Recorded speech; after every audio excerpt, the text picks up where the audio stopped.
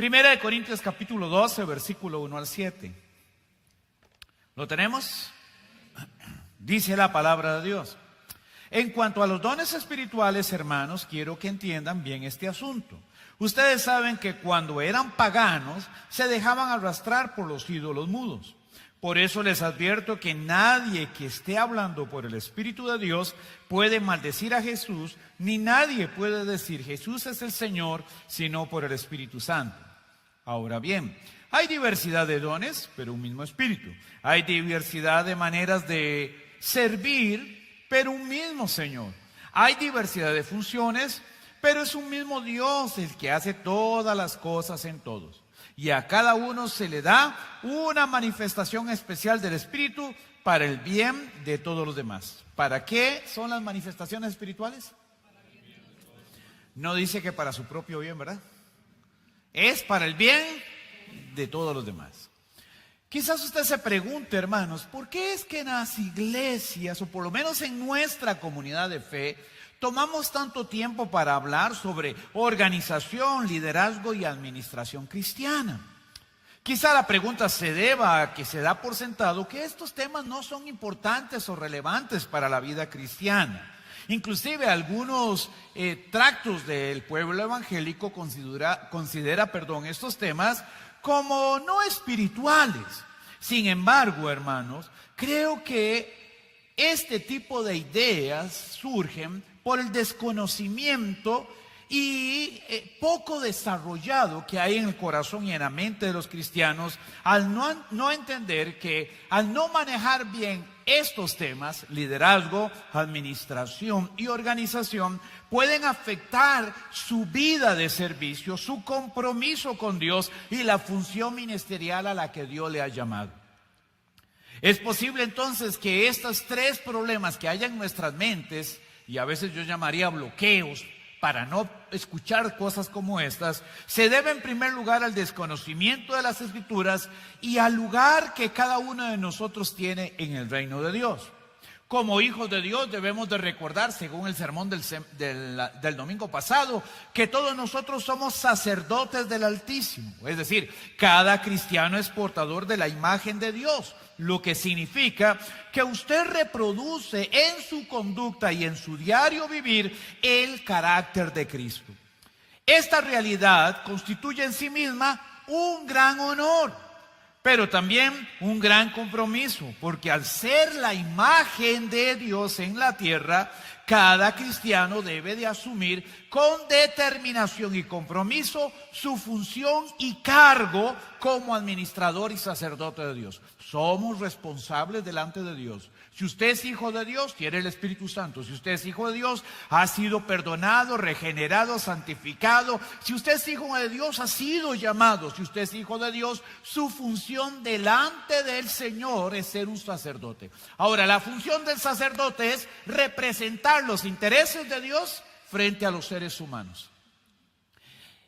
Y número dos, representar a los seres humanos en todas sus necesidades, debilidades y crisis delante de Dios. Es una función doble.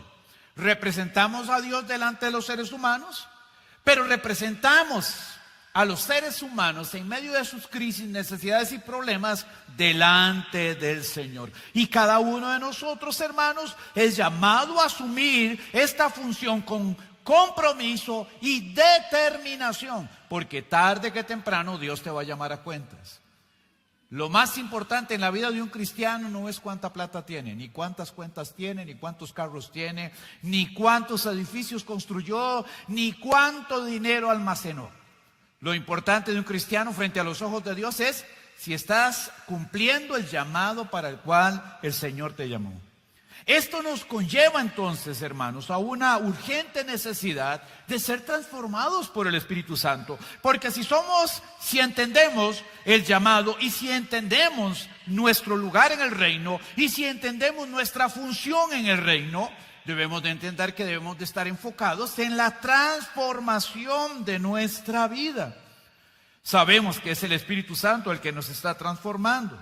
Y el Espíritu Santo es el que nos está llevando día con día, hermanos, a renunciar más y más al individualismo, a la rivalidad y al estado de conformismo que conduce a los cristianos por el camino equivocado. Cuando nosotros nos dejamos guiar por lo que yo quiero, yo pienso, yo necesito, yo veo, vas por un camino equivocado. Ese no es el camino de la fe, porque el camino de la fe es el camino del amor, del servicio, de la autorrenuncia. Es el camino de la entrega, del compromiso. Es el camino de estar a los pies del Maestro. Número 2, porque considero que a veces, hermanos, no entendemos la necesidad de cambiar la forma en que hemos venido trabajando y de ser iglesia. Recuerde que lo que estamos tratando de reflexionar es ¿por qué es que nos cuesta tanto hablar sobre liderazgo, organización y el tema de la administración cristiana? Uno de ellos, desconocimiento. El otro que tenemos es, no entendemos el lugar histórico en que estamos. La sociedad cambia, las instituciones cambian, la cultura cambia. Las personas cambian, las estructuras cambian, las políticas financieras, económicas, sociales cambian, las instituciones cambian. Pero muchos quieren seguir entendiendo que la iglesia no tiene que cambiar, que tiene que seguir siendo exactamente igual. Y hermanos, aquí estamos perdiendo la oportunidad de ser eficaces en medio de nuestra sociedad. Yo no estoy hablando de cambiar la verdad y negociarla por la mentira. Yo no estoy hablando de negociar los principios y valores que sustentan nuestra fe. Esto tiene que permanecer siempre. Pero la forma de cómo presentamos esa verdad, la forma de cómo llevamos el evangelio a las personas en sus procesos de cambio cultural, social, familiar, matrimonial, etcétera, eso tiene que cambiar. No podemos llegar al ser humano hoy con las mismas tácticas o formas de hace 200 años. Y pensamos que cuando hablamos de un cambio en la iglesia, todo el mundo se desestabiliza porque entonces dicen, bueno, ¿y hacia dónde nos lleva esto? Nos lleva a ser más eficientes y más eficaces en nuestra labor como sacerdotes de Dios. Y hemos propuesto desde hace 2 años un cambio entonces en la forma de ser y de hacer iglesia. Hermanos, los modelos institucionales han enfatizado la idea de que el ejercicio del ministerio se lleva a cabo por una persona. Y entonces muchas personas piensan en el cristianismo e inmediatamente dibujan primero dónde ir y piensan en un templo. Y luego quién está a cargo. Inmediatamente piensan en un pastor. Pero ese no es el modelo de Dios. Recuerden que la iglesia se reunió por primera vez en un templo casi 400 años después de que Jesús fundó la iglesia. Jesús nunca tuvo en su mente la idea de templos. Más bien Jesús habló de que nosotros somos el templo. Usted y yo somos el templo. El templo donde mora el Espíritu Santo. Jesús no nos mandó a hacer templos. Jesús nos mandó a construir la iglesia. Y la iglesia no son templos. La iglesia son personas. Usted es la iglesia. Donde quiera que usted vaya, usted tiene que llegar a ser iglesia. Si usted está en la universidad, en el colegio, si usted está en medio de los compañeros, donde quiera que usted esté, usted es la iglesia. Donde quiera que usted vaya, el Espíritu Santo va con usted. La unción del Padre va con usted. El poder de Dios va con usted. La sabiduría de Dios le acompaña. Donde quiera que usted vaya, usted es la iglesia. Si usted es la iglesia y yo soy la iglesia, entonces todos tenemos la responsabilidad de ser iglesia. Tenemos que arrancarnos de la mente la idea de que yo voy a la iglesia. La iglesia no es el lugar donde yo voy. La iglesia es la familia a la que yo pertenezco. Pertenecemos a la iglesia. Pertenecemos a la... Pucha, si yo dijera, ¿cuántos son sapricistas? Hasta brincan en las sillas. Pero digo, ¿quiénes son? No, la iglesia. Somos la iglesia. Servimos a Dios como iglesia. Y nuestra función en la iglesia es de ser sacerdotes de Dios. sacerdotes de Dios. Esto significa que todos los hijos de Dios tienen el llamado y el privilegio de servir al Rey Jesús en la extensión de su reino. No desde la trinchera, sino desde el campo de acción. Me encanta, ¿verdad?, la cultura de nuestro pueblo, sobre todo los toros. ¿Ustedes han visto? Sí, los toros. Me imagino que ustedes los fines de año ven los toros. A mí me gusta ver esa gente corriendo y el toro que ya los agarra y el toro que ya los levanta y esa sensación, ¿verdad? Y estoy con mi esposa y me va, ¡ay, la agarró! ¡Ya la agarra! Pero lo más interesante de nuestra cultura taurina es que la mayor cantidad de gente que se mete a la plaza de toros no está con el toro. Van a ver el toro y no están con el toro. Están en las barreras. Y qué fácil decir, yo fui a la plaza de toros, pero usted nunca estuvo en arena con el toro. Usted no sabe lo que es correr y que le estén babeando los talones. ¿A cuánto los ha perseguido alguna vez una vaca? ¡A ninguno! 1, 2, 3. Hermano, si alguna vez lo persiguió una vaca, usted sí sabe lo que es adrenalina.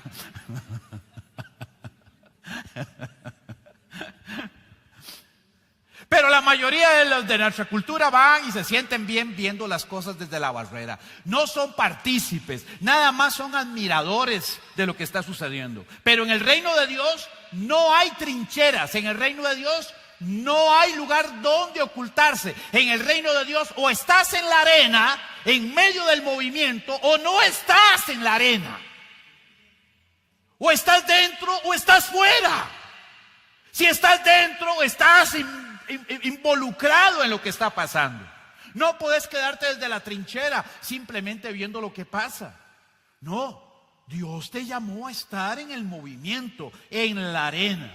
Y para esto, hermanos, necesitamos dejar de lado entonces el conformismo, el tradicionalismo religioso y sobre todo algo que he venido proponiendo como invisibilidad social en la iglesia.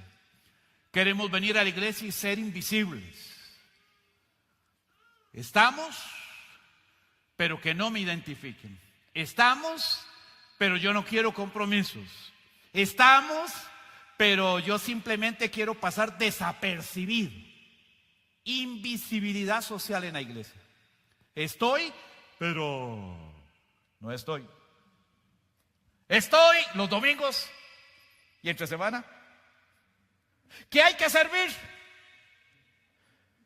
¿Qué hay que trabajar? ¿Qué hay que ir a pasear?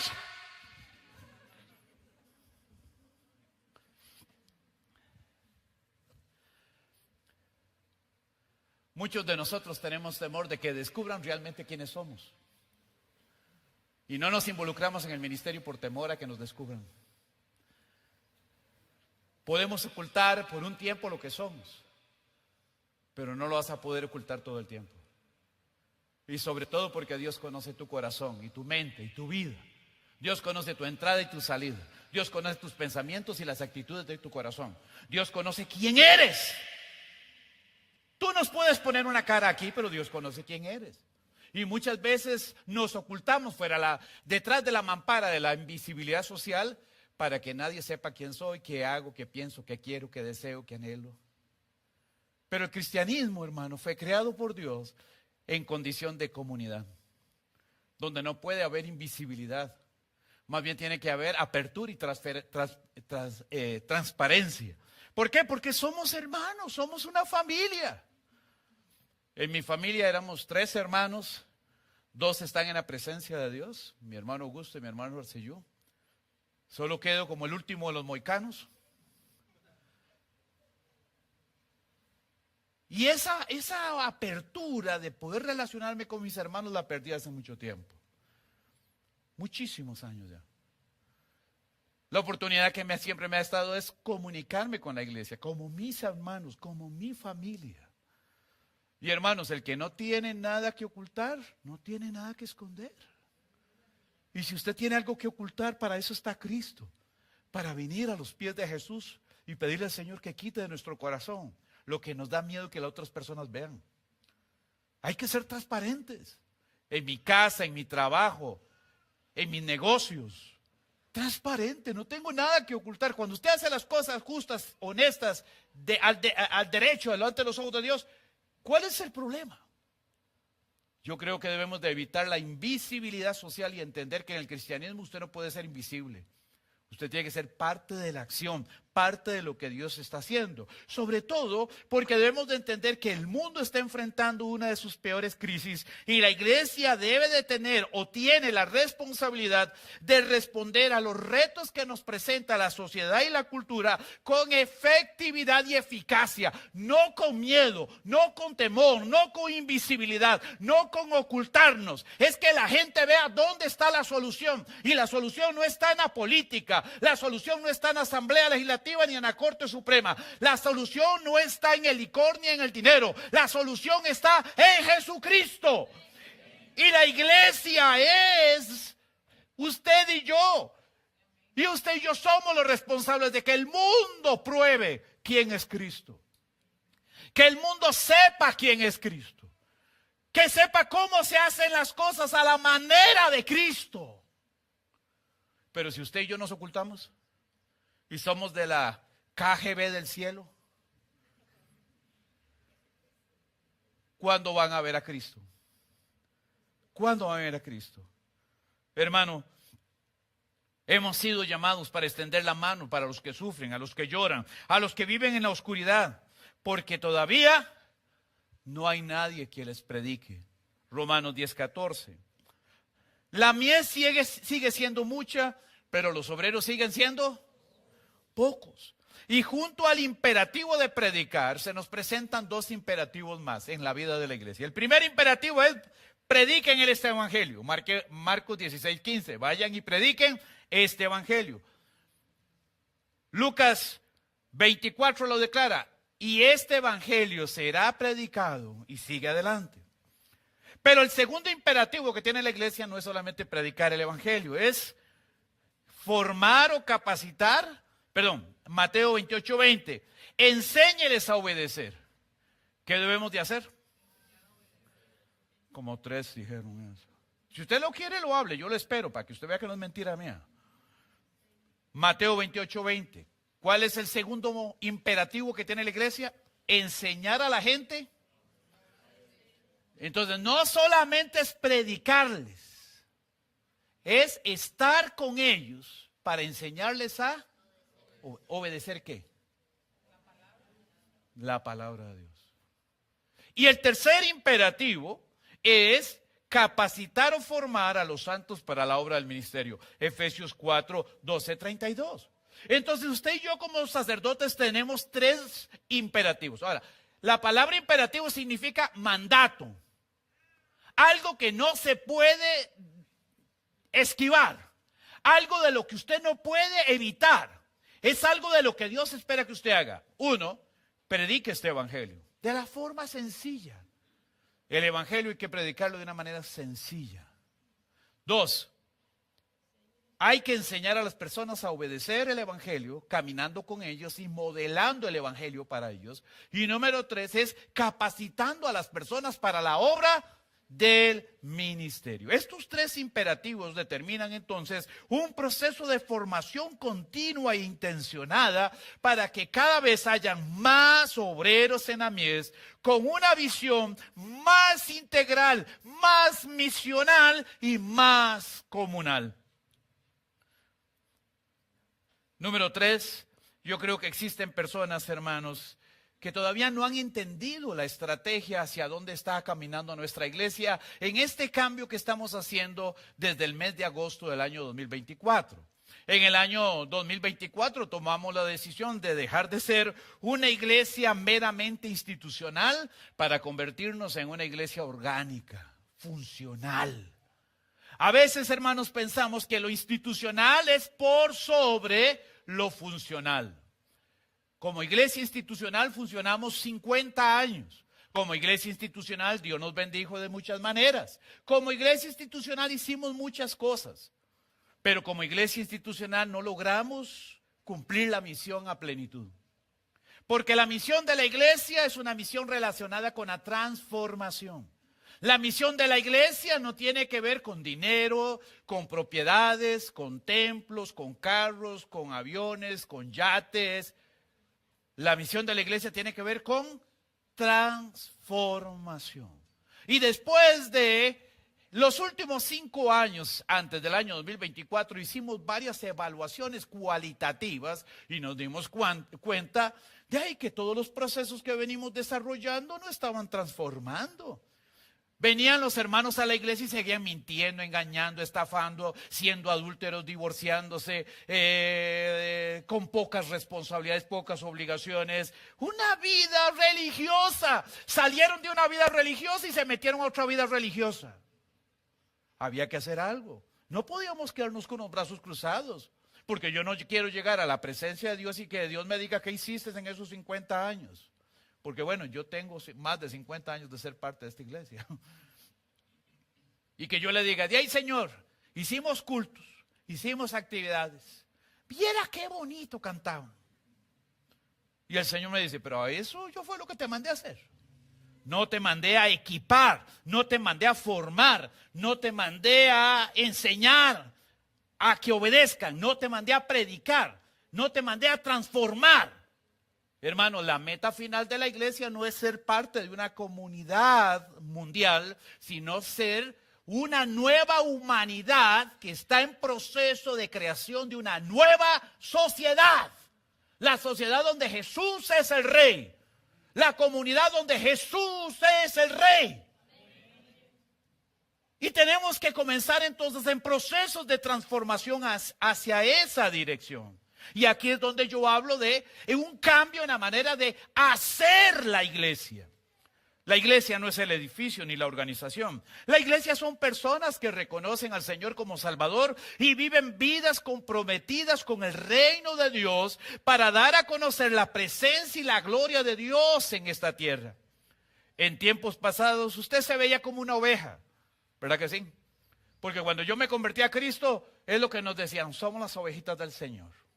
Bueno, en mi tiempo no había escuelita dominical. Sí, había, creo que ya había escuelita dominical. Y uno de los coros que le enseñaban a los niños era, somos ovejitas muy alegres, vamos cantándole al Señor. ¿Cuántos se saben esa canción? Y sí, solo Carlitos y yo, ¿verdad? Está bien, Carlitos, ahora nos tomamos un cafecito para cantarla. Entonces, la idea que nos vendíamos es que éramos personas que llegábamos al Señor y llegamos al Señor buscando seguridad, protección, atención y nos volvíamos egoístas porque éramos ovejitas que necesitábamos todo eso. Mucha de esta enseñanza nos hizo ver como si nosotros fuéramos el centro del culto, como si nosotros fuéramos el centro de atención de todos los demás en la iglesia. Y cuando no recibíamos esta atención, dejábamos de ser ovejitas muy alegres. Y nos hacíamos ovejitas críticas, murmuradoras, señaladoras, inoperantes, que no son eficientes en el reino. Porque siempre las ovejitas buscan al Señor para que les ampare y les ayude, para que las proteja y las cuide, para que les dé todo lo que pidan. Cuando yo voy a la Biblia, yo no encuentro que los cristianos son ovejitas. Yo encuentro que los cristianos son sacerdotes al servicio del reino de Dios. Que son un pueblo llamado para partirse el lomo, para dedicar su vida y corazón al Señor. No para estar dependiente de cuánto el Señor me bendice, sino para ser conscientes de cuánto puedo bendecir a este mundo con todo lo que sabemos del Señor. Hermanos, si algo no necesita la iglesia en este momento es más conocimientos. Usted está aturruzado de conocimientos bíblicos.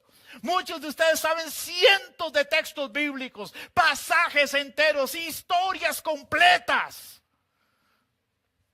¿De qué les ha servido todo eso en el camino del Señor? Lo que la gente necesita hoy es aprender cómo ser cristianos.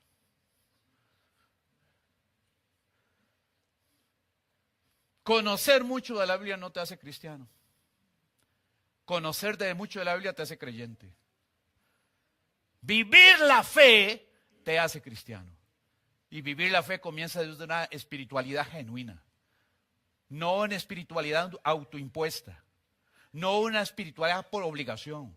No una espiritualidad por necesidad.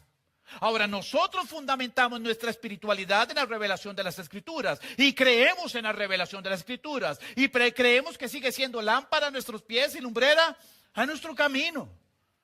Pero lo que usted necesita es aprender cómo ser cristiano. Cuando el novio le pide la prueba y no precisamente cuando te ofrecen un negocio que no le agrada a Dios. Cuando tus valores y principios son puestos a prueba, ¿qué vas a hacer como cristiano? Cuando estás tentado a ser infiel, ¿cómo vas a responder como cristiano? Como cristiano, como mundano, de ahí un hombre al año no hace daño. Y una mujer a la semana quita la gana. Pero como cristiano, ¿cómo tenés que responder? Recitando pasajes bíblicos. Los cristianos necesitan hoy en día ser formados en su carácter. Y para formar en el carácter necesitan ser discípulos. Y como discípulos tener un corazón y un oído suave para aprender cómo vivir como cristiano. La forma en que usted ha vivido como cristiano no lo ha llevado a una relación profunda con el Señor, sino a un sistema religioso más dentro de la iglesia. Usted necesita tener un corazón de cristiano, aprender cómo ser cristiano para vivir como cristiano. Y el programa que estamos proponiendo a la iglesia a través de los grupos de transformación de vida, GTV, para abreviar, lo que busca es potenciar su vida de fe, potenciar su relación con Dios a través del conocimiento de las Escrituras, a través del desarrollo de la personalidad, a través del desarrollo del pensamiento crítico, a través del aprendizaje en comunidad, a través del servicio, a través de la adoración, a través de proponer algo diferente a lo que la gente ha visto. La gente ya no quiere venir a los templos. Invite a alguien, a alguna persona y mira, yo me reúno allá en una iglesia. ¿A dónde? ¿Cómo se llama? Bios. No, eso me suena mal, no, yo no voy, yo no soy religioso. Pero si usted invita a una persona a una casa y le dice que después tomamos café, llega.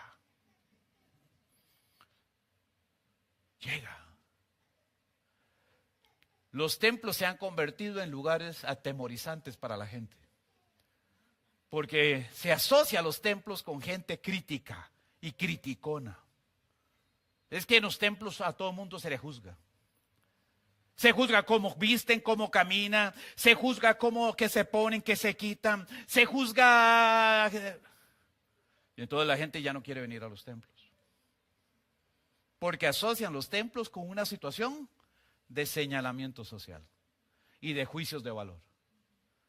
Pero cuando llevamos a la gente a un ambiente menos tenso con un templo, hermanos, su corazón se abre y es más dispuesto a escuchar la voz de Dios. Pero para hacerlo debemos de entender que todos tenemos que participar en el proceso. Es con este objetivo que los grupos de transformación de vida tienen como objetivo potenciar el conocimiento de Dios, el estudio de las Escrituras, el desarrollo del pensamiento crítico y fortalecer el aprendizaje en comunidad, y que la persona pueda hacer las aplicaciones correctas, adquiera las competencias necesarias para enfrentar la vida. Hermano, recuerdo que cuando Andrés estaba pequeño, él es muy crítico. Y me decía, a mí no me gusta la vida. ¿Qué es lo que no le gusta de la vida? Que tenía que arreglar la cama, que tenía que llevar el traste a la pila, que tenía que lavarlo, que tenía que recoger la ropa. Y él decía, a mí no me gusta la vida. Y yo me quedaba viendo, le digo, bueno, mi amor, la vida no es un asunto de gusto, sino de responsabilidades y obligaciones. Si no aprendes esto, no vas a triunfar en la vida.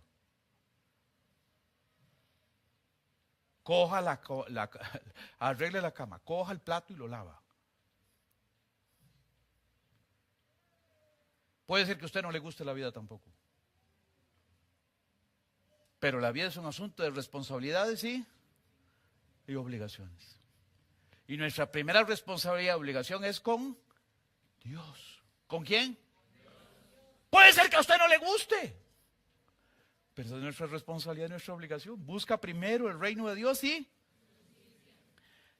para luchar y cumplir con la voluntad de Dios, usted tiene que tener las herramientas necesarias. Usted tiene que desarrollar las competencias. Usted tiene que ser formado en su carácter. Hay cosas que usted tiene que desaprender y volver a aprender otra vez. Varias de las experiencias que tenemos en los grupos de transformación de vida es que lo primero que la gente me ha dicho es, pastor, lo que pasó con mi vida es que hay muchas cosas que a mí me enseñaron mal. Y claro, enseñanzas erróneas conducen a un estilo de vida erróneo. Creencias erróneas conducen a conductas erróneas. Yo no puedo tener creencias buenas y conductas aberrantes, porque las creencias correctas conducen a actitudes correctas. Yo no puedo cambiar esa dinámica. Y muchos cristianos no tienen vidas correctas porque no tienen las creencias correctas. Y las creencias correctas no han generado actitudes correctas. Y para no volver a empezar de nuevo, entonces prefieren decir, en eso no me involucro, en eso no me meto, eso no es para mí. Porque es difícil reconocer que después de 40 años de ser cristiano, yo tengo que volver a empezar a vivir la fe. Porque no he sido el cristiano que Dios quiere que yo sea. Tengo mucho conocimiento, pero no sé cómo vivir la fe. Wow.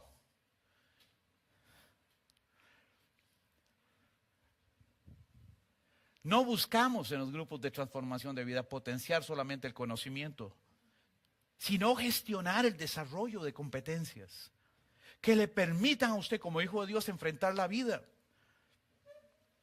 Y entonces ahora sí, como sacerdote de Dios, ejercer un ministerio de compasión a la comunidad, proclamando el Evangelio de Cristo y asistiendo a las personas en sus necesidades.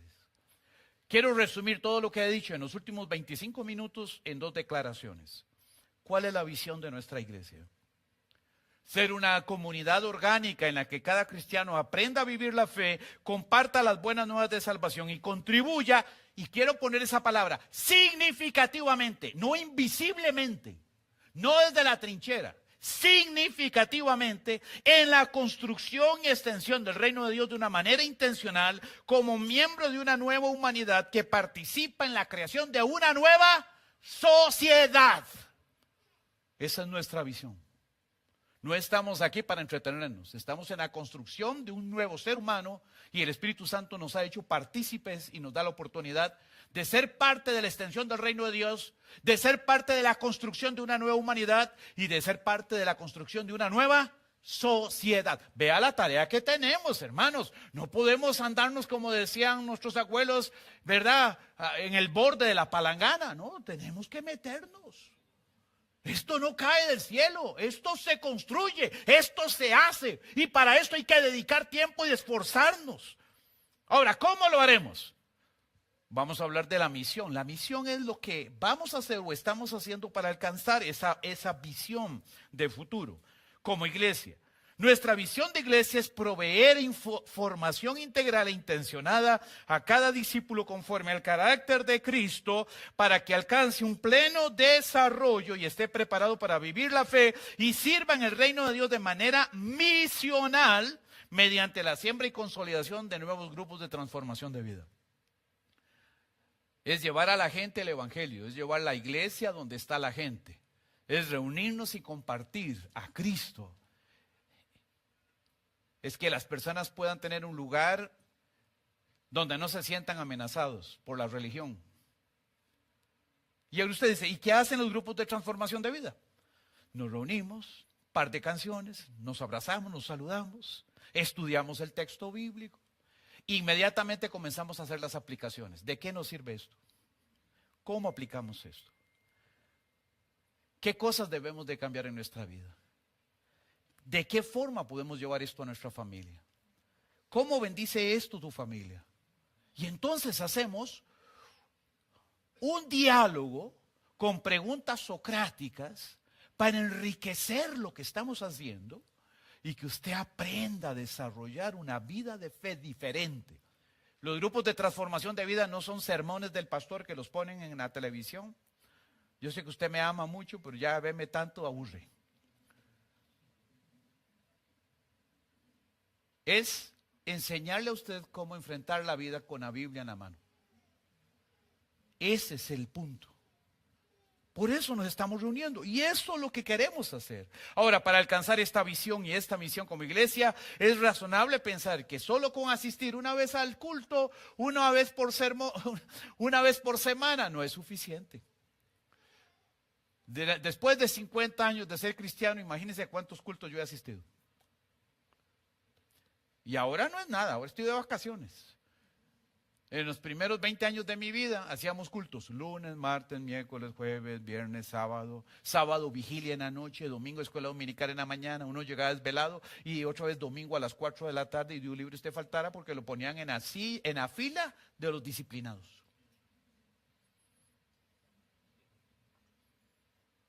Y ahora venimos una vez por semana y ya 40 minutos y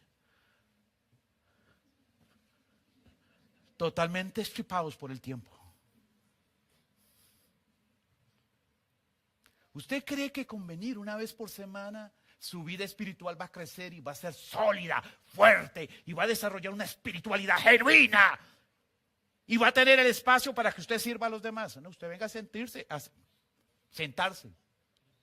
Usted viene y se sienta como ovejita muy alegre, esperando que los demás lo cuiden, lo protejan, lo chineen, lo vean, le sirvan, le aplaudan, lo reconozcan, lo bendigan, oren por usted. Y no se acuerda que ya usted no es una ovejita muy alegre, que usted es un sacerdote de Dios, que tiene que estar en la arena agarrando el toro por los cuernos. Porque muchos de los que estamos aquí, hermanos, como dijo Pablo en Hebreos, ya es de que éramos maestros. Pero muchos de nosotros tenemos la idea de ovejita muy alegre y no queremos ser maestros. Y aquí es donde tiene que haber un cambio. Estamos promoviendo ese cambio. Estamos potenciando ese cambio. 3 principios de cambio. 1, crear una relación real y genuina con Dios. 2, crear relaciones cristocéntricas con el prójimo. No nos gusta a las personas. Nos gusta estar lejos de las personas. Pero la Biblia nos dice y nos enseña que somos una familia. ¿Qué somos? Familia. Y en la familia usted no pide ni escoge los papás que tuvo al nacer. Usted los escogió. Nacemos en una familia. Crecemos en medio de hermanos. A veces uno nos cae mal. A veces caen regular. Y a veces no sabemos ni dónde ponerlos. Porque cualquier lado donde lo pongamos estorban. Pero son tus hermanos. En una comunidad como esta todos somos hermanos. Aquí no hay distingo de género, sexo. Aquí no hay distingo de nacionalidad, color de piel, estatus económico. Aquí todos somos hermanos. Hombres y mujeres lavados con la sangre de Cristo. Hombres y mujeres llamados a ser sacerdotes de Dios. Hombres y mujeres llamados a servir al Señor. Y puede ser que usted no tenga excelentes relaciones con todos, pero en cuanto dependa de usted, usted tiene que construir las mejores relaciones con todos. Y trabajar con todos. Todos tenemos diferentes enfoques de cómo hacer las cosas, pero todos somos llamados a estar juntos, unidos, como y para el Señor. Ahora, dicho esto, voy a comenzar el sermón. ¿Qué les pasó? Porque usted me está preguntando, sí, pastor, ¿y la lectura de hoy? Digamos, ¿cómo se cuadra todo esto en la lectura de hoy? Si nosotros no sabemos dónde vamos, quiénes somos y qué estamos llamados a hacer, ¿de qué nos sirve saber algo sobre los dones?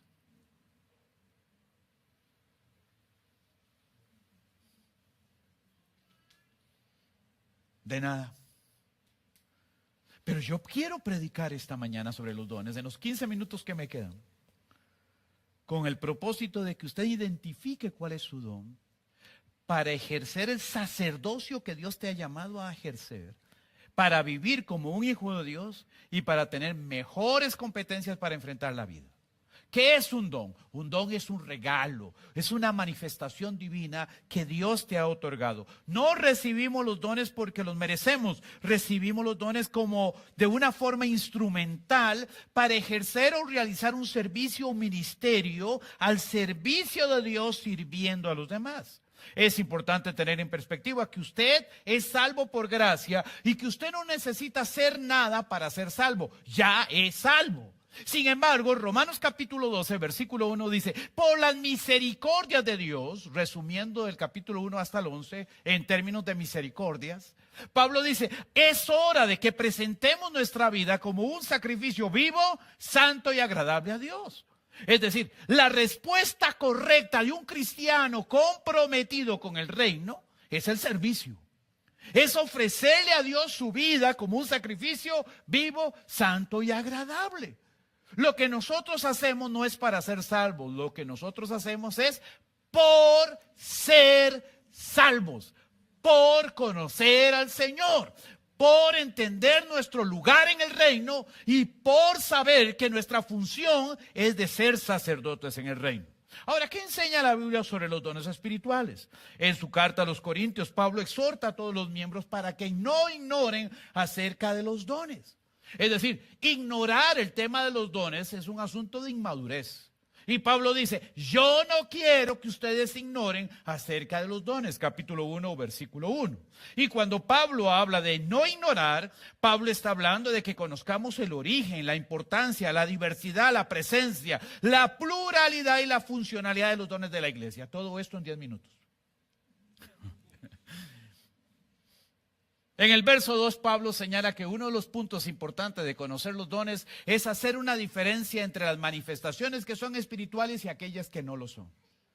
En la iglesia de Corinto, bueno, no en la iglesia, en el pueblo de Corinto, en la cultura corinta, había muchas religiones de misterio, así se llamaban, religiones de misterio. Y en las religiones de misterio había mucho ocultismo y había muchas manifestaciones paranormales que no eran espirituales.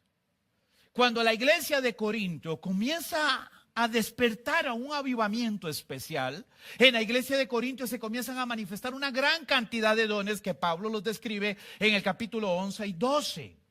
Y Pablo hace una lista de todos los dones: profecía, lenguas, interpretación, administración, gobierno, dirección, sanidades, etcétera, etcétera. Una lista enorme de dones que Dios le ha dado a su pueblo. Ahora, Pablo está preocupado porque antes de conocer cuál es tu don, tienes que conocer cuál es la diferencia entre los dones espirituales y los que no lo son. En el verso 2, Pablo tiene esa preocupación y dice, sepan que ustedes antes le servían a los ídolos. Y en las religiones de misterio, habían manifestaciones interesantes. Por ejemplo, habían religiones donde el énfasis era el trance. Entonces las personas entraban en un trance, a veces maquinados con algo, ¿verdad? Algunos líquidos espirituosos, algunas hierbas espirituosas, y entraban en...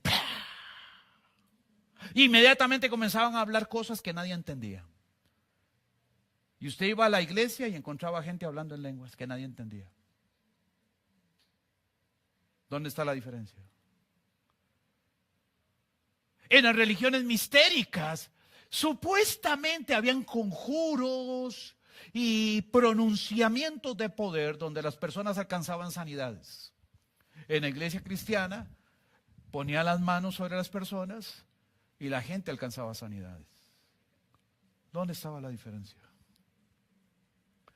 Hola.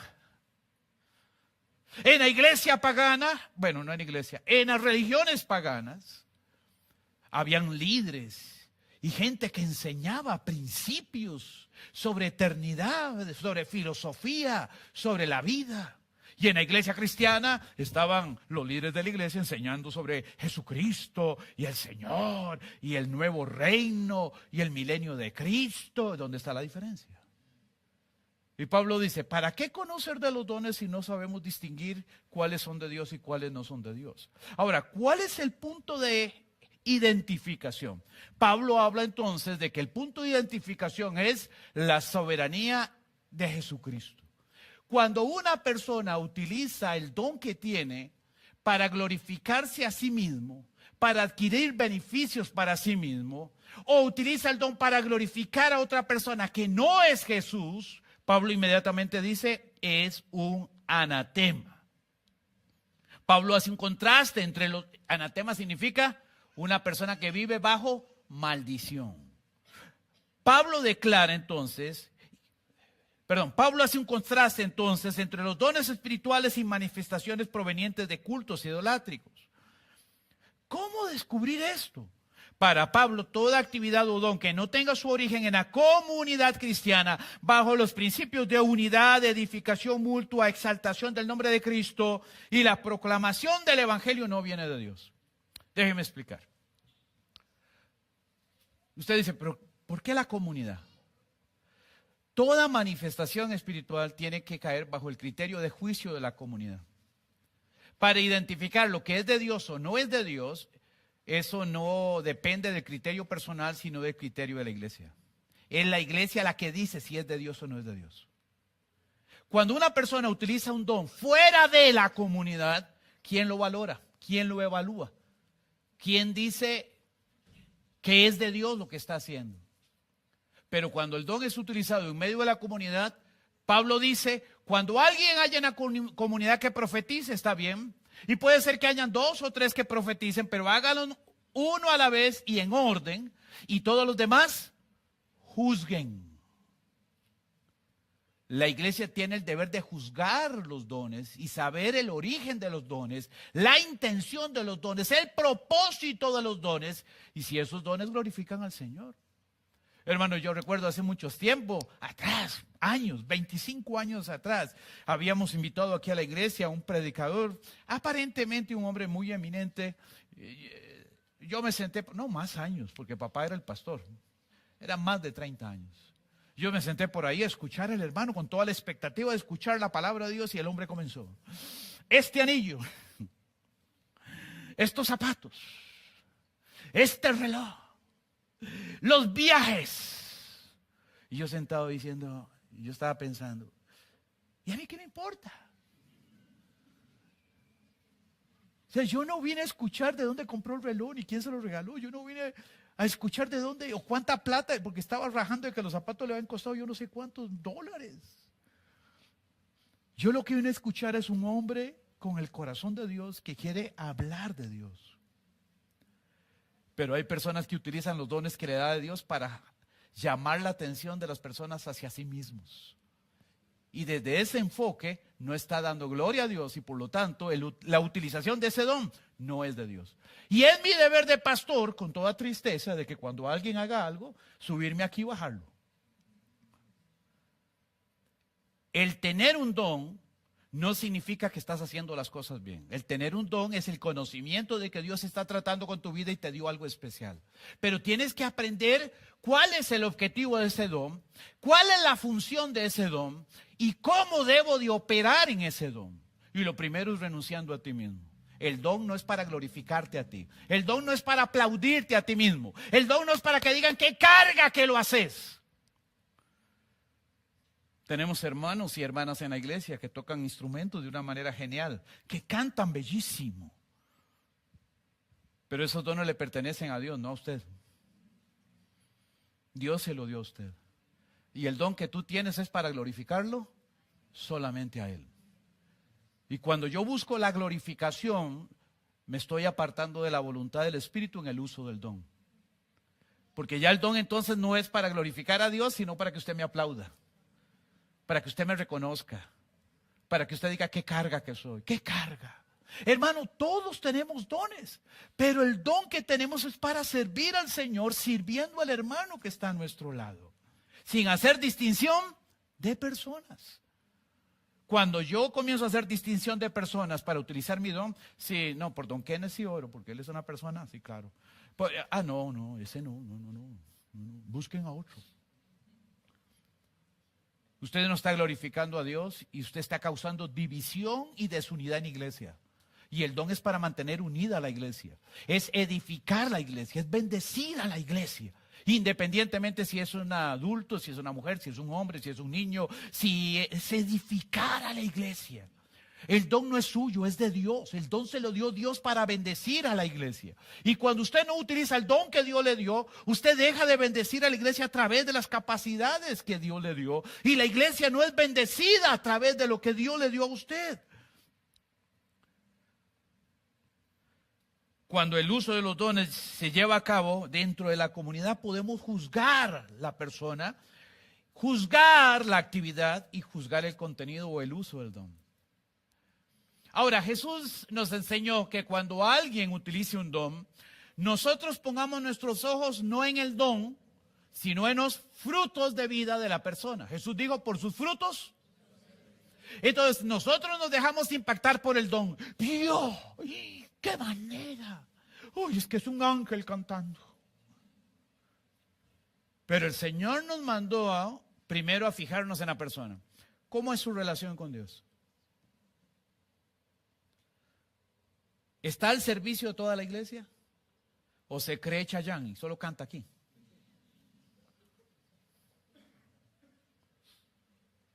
¿Su prioridad es la unidad de la iglesia? ¿Es la edificación de la iglesia? ¿Es bendecir a la iglesia? ¿Cuál es su objetivo a la hora de servir? ¿Glorificarse a sí mismo o glorificar a Dios? Y eso es una tarea de todos nosotros. Y si nosotros vemos que un hermano está glorificándose más a sí mismo que a Dios, hay que llamarlo y amarrarlo al palo, decíamos en Guanacaste. ¿Qué pasó, hermano? Porque lo que haces es como para el Señor. El Señor, no para mí. Para que Él reciba toda la gloria, todo el poder y toda la honra. No es para mí. Ahora, hay diversidad de dones, dice Pablo, porque no todos los dones son iguales. Todos tenemos un don, pero no todos tenemos el mismo don. Ahora, todos pueden tener dones, pero no todos tienen las mismas funciones. Y hay una diferencia entre dones y funciones. Déjenme explicar. Puede ser que una persona tenga el don de orar por los enfermos y que Dios los sane. Ya es un don maravilloso, ¿cierto? Pero puede ser que el don que usted tenga para orar por los enfermos no sane a toda tipo o clase de enfermedad. Puede ser que yo llegue y ore por mi hermana Isabel, porque mi hermana tenga una gripe y yo tengo el don y lloro y fuera gripe. Y todos los de la nariz roja haciendo fila para que la hermana ore. Pero puede ser que Isabel ore por una persona que tenga un cáncer y no pase nada. Hay dones de sanidades, pero en los dones de sanidades hay diferentes funciones. Y puede ser que ella tenga el don de orar para los que tienen gripe, pero el hermano Enrique tiene el don para orar para los que tienen cáncer. ¿Qué pasa si Enrique dice, no, yo no oro, yo estoy muy ocupado, tengo una agenda llena para estar orando por ese montón de inútiles que están enfermos de cáncer? Yo no voy a hacer eso. Y todos los que Dios iba a salvar a través de él. Porque mi hermana puede seguir orando por todos los que tienen gripe. Porque su corazón está abierto al Señor. Pero todos los que Dios iba a sanar a través de él. Hay dones de milagros. Y cuando hablamos dones de milagros, no es que es un don de milagros. Es decir, yo oro por las personas y tengo una capacidad espiritual o un poder espiritual que hace que los milagros surjan de toda forma, de toda índole, de todo signo. No. Por eso milagros es en plural en el texto. Usted tiene un don sobrenatural, pero que Dios lo usa a usted de diferentes maneras, en diferentes oportunidades, y todos tienen dones diferentes. ¿Cuál es su don? Hay, y para poner un ejemplo, los cantantes.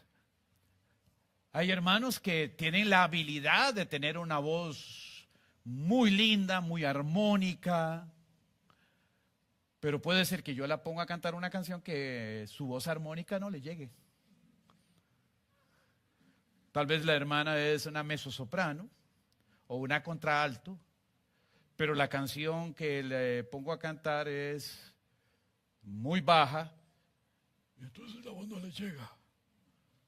Entonces necesitamos una hermana que tenga un registro de voz más baja para que pueda cantar.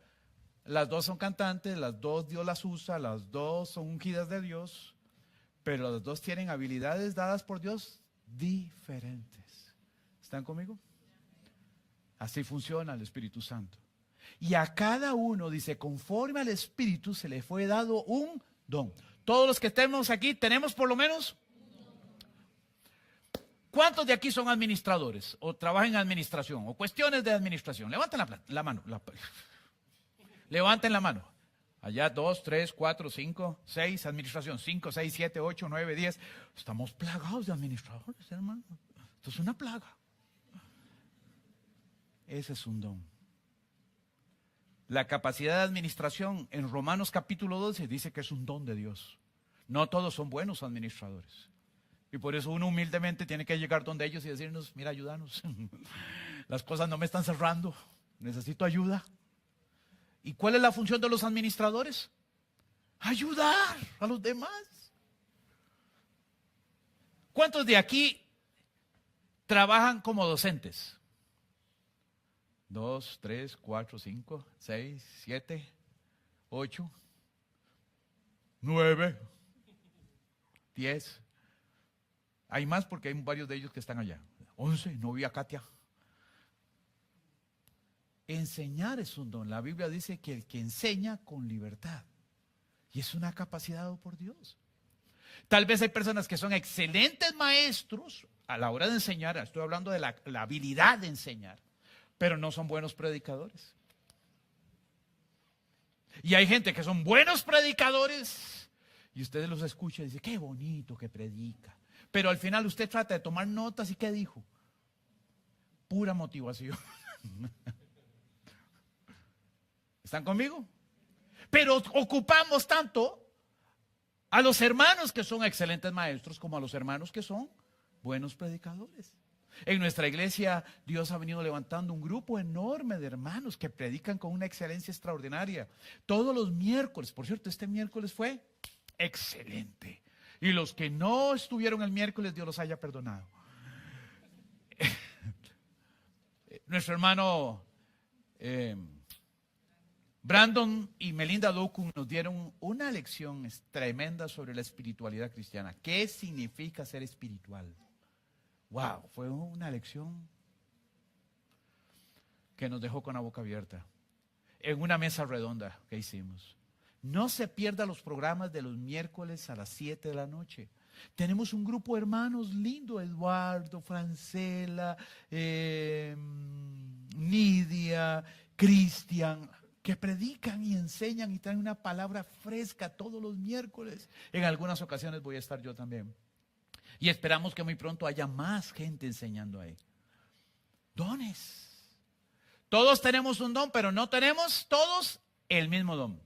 Todos tenemos dones, pero no todos tenemos la misma función. Pero todos los dones y todas las funciones apuntan hacia la unidad de la iglesia. Ahora, Pablo en el capítulo 13 de Corintios dice que la motivación a la hora de utilizar un don es el amor. ¿Qué es? Entonces Pablo dice, 1 Corintios 13, ya casi aterrizo, 13, verso 1. Qué bonito los dones, los milagros, levantar muertos, que los cojos anden, que los ciegos vean, que los mudos hablen, qué bonito todo eso, ¿verdad? Impresionante. Pero Pablo dice, yo les muestro un mejor camino, 13:1. Y comienza diciendo, el amor. Si yo no tengo amor, cualquier tipo de don que usted tenga no sirve de nada. Hay gente que lo que hace con la mano lo borra con el codo. Sí, claro, llegan por una persona y oran y esa persona se sana. Y después, hermano, gracias. Siga, de un lado, quítese porque falta mucho. Y uno dice, mejor no hubiera orado por mí. Mejor la enfermedad que la herida del corazón. Hay gente que no ha sido formada en el ministerio y piensan que el don es todo. El amor lo es todo. Si yo tuviera dones y lenguas y ciencias, si yo descubriera o fueran conocidos para mí todos los secretos del universo, pero no tengo amor, dice Pablo, soy como un metal que retiñe, como un címbalo que suena sin ningún sentido ni propósito. No tengo absolutamente nada. El propósito de enseñar es el amor. El propósito de servir es el propósito de cantar es el propósito de enseñar, de ayudar, de predicar, de formar es el amor. El amor, el amor, el amor.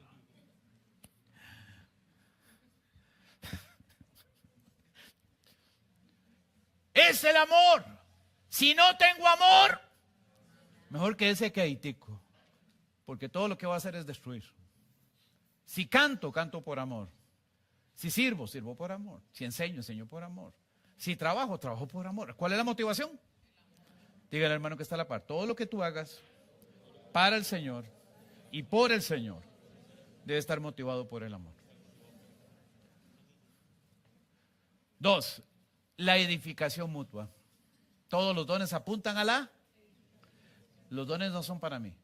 Un hermano me llamó y me dijo, pastor, viera que yo sé que yo tengo el don de discernimiento. Me dijo el hermano. Y yo, qué bueno, hermano, qué bendición. Bueno, gloria al Señor. Trata de trabajar tu don en la iglesia. Y ya le di las indicaciones de cómo trabajar con un don tan delicado como el don de discernimiento. Porque el don de discernimiento es un don donde el Espíritu Santo te muestra áreas espirituales en la vida pasada, presente o futura de la persona y te pone sobre la mano información que a veces ni siquiera la persona se está dando cuenta. Es un don precioso, pero como comer pescado. Hay que tener mucho cuidado. Y hasta ahí estábamos todo bien. Y de un momento me dice, pastor, pero ¿usted qué me recomienda? Es que un vecino dice que el abuelo de él murió y dejó mucha plata enterrada en la finca. De ahí yo, esperando, ¿verdad? ¿Qué era? Entonces el muchacho me dijo que como yo tengo estos dones, que yo fuera a la finca para ver si Dios me revela dónde está la plata. Hermano, eso ya no se llama un don, se llama adivinación.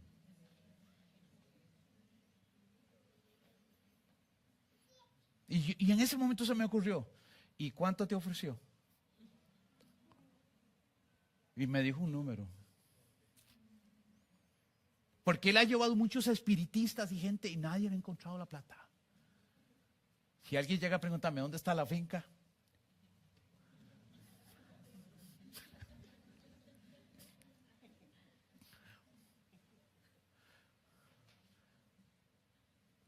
El Espíritu Santo no glorifica al hombre, ni es para el bienestar del hombre. El Espíritu Santo da dones para el bienestar de la iglesia, para edificar a la iglesia. ¿Pueden ver la delgada línea que hay entre una cosa y otra? ¿Pueden verla conmigo? El Espíritu Santo no va a usar cosas del Señor para glorificar a una persona. Es para glorificar a la iglesia. ¿Está conmigo? Y por último, ¿cuál es tu don? ¿Conoces tu don? Quiero que me pongan la última, por favor. Yo quiero que usted saque su celular y que por favor haga una copia de ese QR. Ya me hace falta el café, hermanos. Este QR lo va a llevar a usted a un archivo que es un test de dones. No lo vamos a quitar, tranquilo. Sáquelo con tiempo, no corra. Para descubrir cuál es su don, le van a hacer 66 preguntas. ¿Qué le pasa? Saca una hora para ver el partido, no va a dedicar 15 minutos para descubrir cuál es el don. Cada pregunta tiene 5 alternativas. Ahora, yo creo que en el QR sale en inglés. Si usted no tiene, la traducción inmediata del celular, usted abre la pantalla ahí en el QR, en el archivo, y va a los puntitos de arriba, marca los puntitos y ahí le va a dar la opción traducir. Entonces, haga ahí traducir y se le va a poner todo en español, ¿de acuerdo? Si usted tiene algún problema, después aquí están los dones de ingeniería y de todo. Ahí está Fraser, ahí está Andrei, ahí está Melissa, ahí hay varios que le pueden ayudar, que trabajan en computación. Ah, bueno, ahí está Armando también. Así, Armando, no se me agache. Ahí está Armando también. Que son ingenieros en todo esto, en programación, en computación. Por ahí andaba también David. Es decir, todos ellos le pueden ayudar con su celular para pasarlo, porque ayer un hermano me dice, pastor, ayúdeme, y abro el celular, perdiditico, ¿verdad? Era un Android, yo no sé qué modelo, yo no sé. Pero ellos sí saben cómo manejar eso. Ellos son los magos de los sistemas. Entonces, ellos te pueden ayudar a traducirlo al español. Cada pregunta tiene 5 alternativas. Lo mejor es que 1 es nada, 5 es mucho. ¿Estamos? 1 es nada, 5 mucho. Por ejemplo, una pregunta. ¿A usted le gusta organizar eventos? 1, si usted marca 1 es, no me gusta nada de organización. Entonces ponga 1. Si usted dice, más o menos me gusta, ponga 3. Si usted me dice, sí me gusta, pero no es básicamente lo mío, ponga 4. Si usted dice, claro, organizar me encanta, ponga 5. ¿Está conmigo? ¿Todos lo copiaron? ¿Sí? Ahora, yo lo que quiero es que usted haga el test y al final le va a dar un resultado. El resultado va a estar de 1 a 5 también. El número 1 y el número 2 que le dé el resultado van a ser sus dones más fuertes. ¿De acuerdo? 1 y 2 van a ser sus dones más fuertes. Van a haber otros dones más, usted va a ver. Pero generalmente los dones del 3 al 5 van a ser dones que posiblemente usted tenga, pero que no están desarrollados y que necesitan desarrollar más. Pero generalmente de 1 y 2 son dones ya plenamente desarrollados, que son los que usted tiene que utilizar para servir en el reino de Dios. Ahora, cuando usted saque el resultado, por favor, haga un screen. Gracias. Ya sin café no me da para eso. Saque una foto, porque yo quiero conversar con usted acerca de cuáles son sus dones. Y después de la otra semana yo me voy a estar acercando a las personas para, contame, ¿cuáles son tus dones? Si no estoy yo, otro del equipo les va a acercar y a preguntar, mira, yo quiero saber cuáles son tus dones. Ahora usted dice, hermano, pero yo no sé cómo sacar un screen. Gracias. Fácil. Una captura de pantalla, sí, en español mejor. Una vez que tenga, párese frente al espejo y tómele una foto. Más fácil, ¿no? ¿Sí? Si no sabe cómo hacerlo, nunca lo ha hecho. Acérquese al espejo, una vez que tenga el resultado, frente al espejo y se toma una foto con él. Porque si tienen para mandar unas foticos, ¿verdad? Medias raras, si no tienen para sacar una de computadora.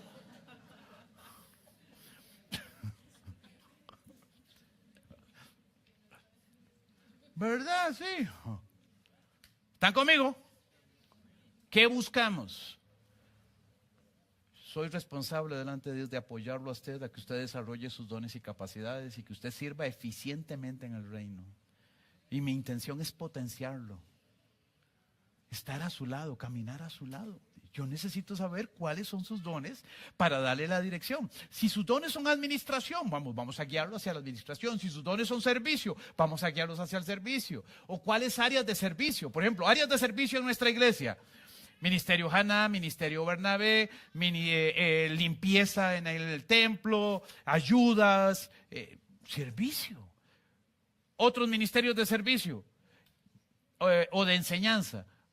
Trabajar con niños, trabajar con adolescentes, trabajar con adultos mayores, trabajar en los grupos de transformación de vida, otras áreas. No, lo mío es intercesión. Bueno, vamos a trabajar con el equipo de intercesión, vamos a trabajar con organizar a la iglesia de acuerdo a sus dones.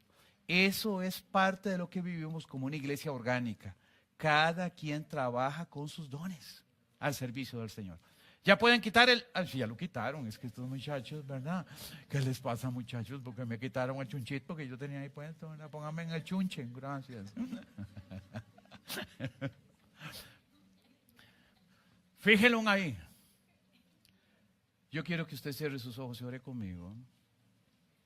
Gracias por su atención y por toda la paciencia que me han tenido esta mañana. Yo quiero orar por usted y pedirle al Señor que te dirija. Pedirle al Señor que el Señor te guíe, que el Señor te dé fortaleza para que tú puedas responder al llamado que Dios te está haciendo. Tú eres importante en el reino de Dios. Todos los cristianos tienen un lugar de importancia en el servicio del reino de Dios. Todos los cristianos son útiles en el reino de Dios. Y todos los cristianos tienen el Espíritu Santo. Oro por ustedes. Padre, en el nombre de Jesús, tú conoces el corazón y la vida de tu pueblo, su entrada y su salida. Pido, Señor, que tú extiendas tu mano sobre ellos, que tú les guardes y les cuides y les protejas. Que tu mano poderosa esté con ellos y que tu Espíritu Santo los guíe a conocer sus dones y habilidades para que ellos sean instrumentos de tu gloria. Padre, yo te pido que les bendigas, que bendiga su entrada, su salida, su casa, su despensa. Te pido, Señor, que bendiga su trabajo, sus inversiones, sus proyectos. Aquellos que ya están trabajando en sus dones, pido, Señor, que hoy reciban una doble unción de tu Espíritu Santo. A los que cantan, a los que dirigen, a los que enseñan, a los que presiden, a los que organizan, a los que administran, a los que enseñan, a los que predican.